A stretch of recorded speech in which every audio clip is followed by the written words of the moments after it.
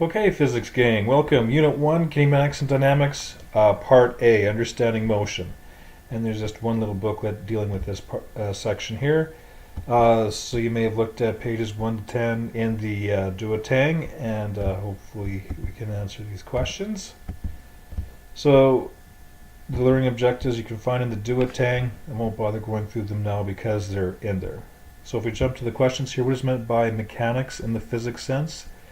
Action forces and bodies in motion, basically. And what can mechanics be broken down into? This is kind of what Unit 1 in the Physics 30 course deals with. First of all, mechanics can be broken down into kinematics, and that's going to be the majority of Unit 1.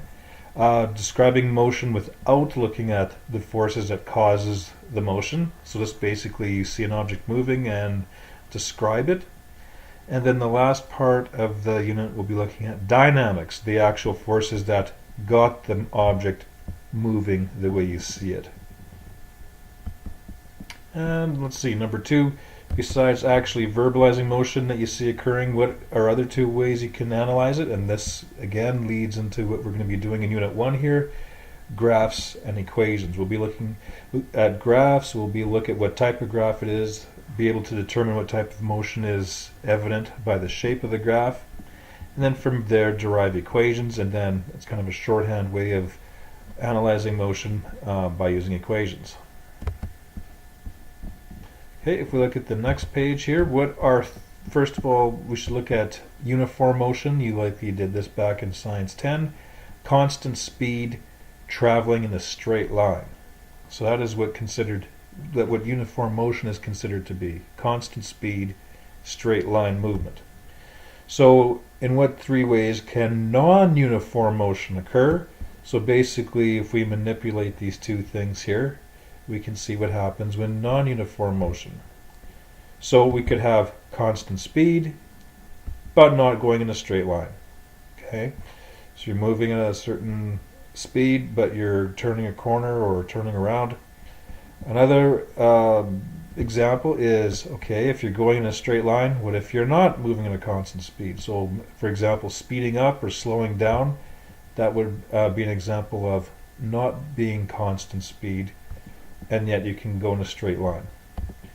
And of course, we can manipulate both of these variables, not moving at a constant speed and not moving in a straight line. So you could be speeding up as you're turning a corner. Okay, so that's the difference between uniform motion and non-uniform motion. Put a star beside that. What is required to time a certain event? A device that uses periodic motion. So of course, watches, timers, etc. are periodic motion. If you didn't have a watch, though, you could set up an instrument.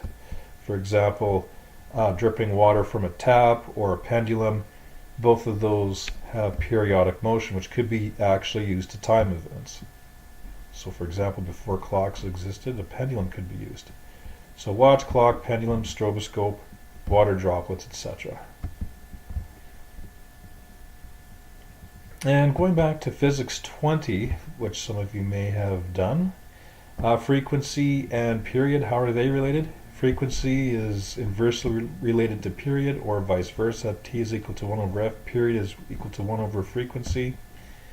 And if we look back at which each of those means, frequency, usually symbolized by F or the Greek symbol mu, it's the number of cycles per number of seconds. So if something is periodic motion, for example, a swing, a kid on a swing, the complete cycles over the complete seconds will give you frequency.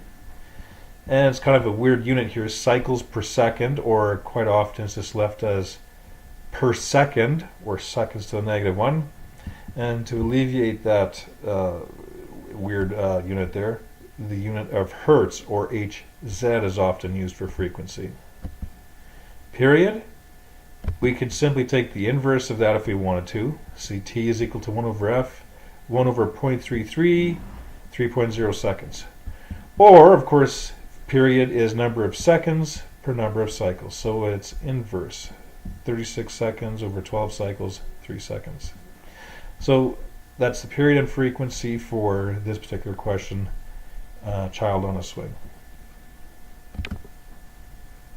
If we look at the vocab, relative motion, relating motion of an object to a particular viewpoint.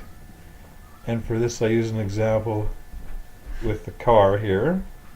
As you can see, there's the driver and a passenger in the back, and then there's someone in the background. And that kind of deals with frames of reference, what particular viewpoint you were using to observe motion. So for example, if this car is moving along, this person in the back would not see the driver moving away from him because he's always 2 meters behind the driver. But of course, if this car is moving and it's viewed by this person out on the street, he would see the driver moving away with respect to him. So it's relative motion relating to a particular view, and that deals with frame of reference as well.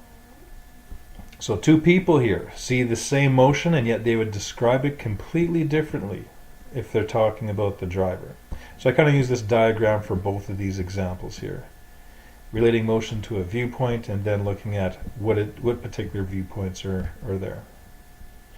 Periodic motion, we talked about that, motion that repeats itself over and over again, so I just use an example of a child on a swing. Frequency, number of cycles per number of seconds. Yeah, I originally had period here, but I have it twice, so I just changed it to frequency. So number of cycles per number of seconds, which is hertz. And then the next one here I left, looks like I did it backwards. Oh well, if you had those backwards, that's fine. Period, number of seconds of time per number of cycles, so seconds per cycle. So the unit there is seconds per cycle, or quite often just seconds. As I mentioned before, kinematics is the study of motion without forces that cause the motion. So there we'll be looking at distance, displacement, speed, velocity, and acceleration. And dynamics, that is what we'll do later on in Unit 1, and that's studying the forces that actually cause the motion. So what forces actually cause this motion to occur. Okay? So we have the various parts of the assignment there, the questions, the objectives, which are in the duotang, then the questions, and then this vocab part, which helps to serve as kind of a refresher at the very end. It's also very good to study for when we have a test. Okay, see you next time.